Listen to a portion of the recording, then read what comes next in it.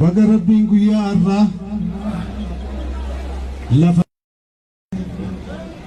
jechuun irreecha irratti rabbii waliin nu fide kuni wanti kan hin dhufe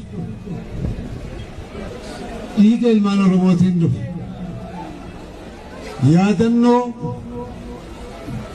ilmaan Oromoo kan waan kanarra dhumaniitiif daqiiqaa takka akkuma dhaabbatanitti na yaadadha.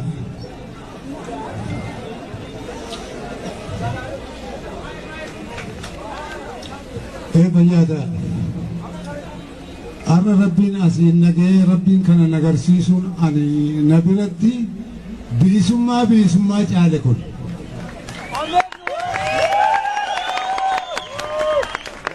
Rabbiin ammoo na fidee isinis nagarsiisee biyya tanaas nagarsiise. Wanni isiniin jechuu barbaadu of jalatti biyya tanaa fi biyya tana tuffachaa jirra waan isin taate hin beeynu.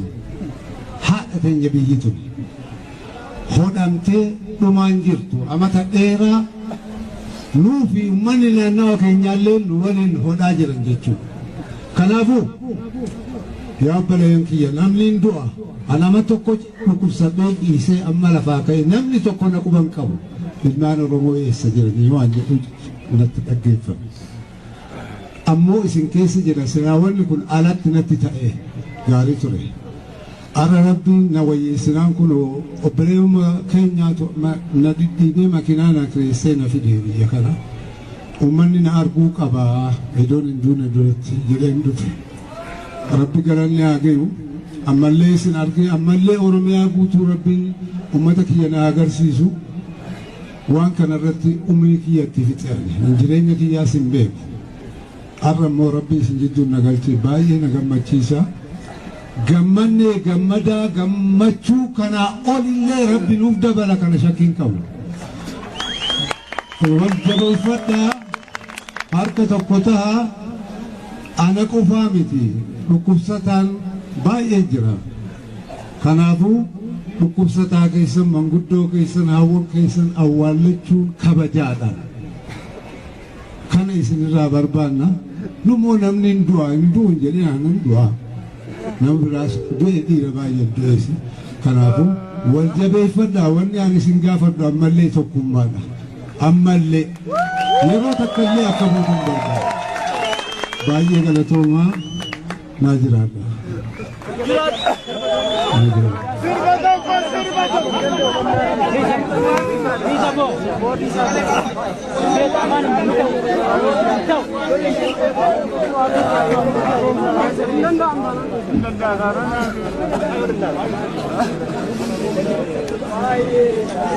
Isiwan tiharmee isiwan tiharmee ya ilman kona lakaba isinin jatti harmee Tokuma Tokuma Tokuma Tokuma Ya iman Oromo Tokuma Tokuma Tokuma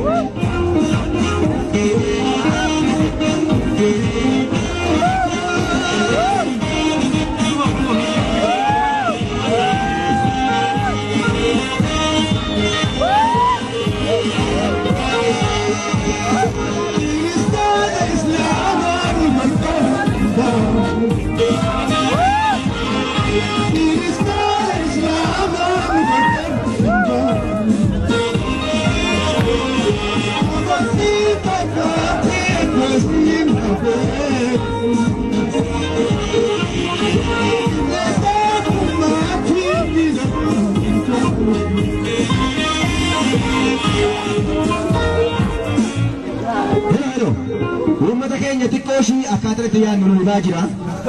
Akkaataa inni itti yaadnu kun waliin uumite gochuu barbaachatan.